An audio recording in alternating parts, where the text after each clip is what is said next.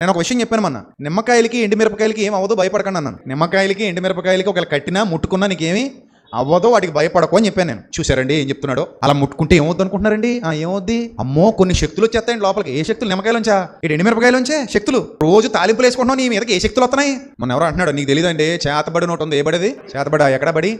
ఏం మరి ఇంతవరకు నాకు ఎవడో ఆ ప్రాసెస్ చెప్పలేదు, బుక్ కూడా దొరకలేదు. చాలాసార్లు నేను బుక్ స్టాల్స్లో కూడా ఎతికాను చేతబడి ఎలా చేయాలి. ఒకవేళ ఎవడైనా బుక్ రాసినా ఆ థియరీ తప్పని చెప్పి నిరూపిస్తాను నేను. గాలి మాటలు చెప్పకూడదు. ఏదైనా థియరీ ఉందంటే దానికి ప్రూఫ్ ఉంటుంది. ఆ ప్రూఫ్ ప్రకారం అది నిజ నిర్ధారణ జరగాలి. అంతా ఉట్టిదే. మీరు నమ్మితే మీ మనసులోనే ఉంటుంది. అంత దరిద్రం మీ మనసులోకి ఎక్కిస్తారు వాళ్ళు. మీరు దాన్ని తృణీకరిస్తే దైవ శక్తి ముందు ఏ శక్తి పనికి రాదు. ఎందుకంటే దేవుడు కంటే గొప్పడు ఎవడని ఉంటే నాకు చూపించండి. ఉన్నాడా? ఉంటే ఇంకో ప్రకృతిని చేసేయాలి ఎప్పటికి. ఆకాశం దేవుడిది, భూమి దేవుడిది, సూర్యుడు దేవుని వాడు, చంద్రుడు దేవుని వాడు, నక్షత్రాలు దేవునివి, అన్ని దేవునివి. దేవుని కంటే గొప్పవాడు ఈ ప్రపంచంలో మరొకడు లేనప్పుడు మనం ఎవరికి భయపడాలి? దేవునికి భయపడితే సరిపోతుంది కదా.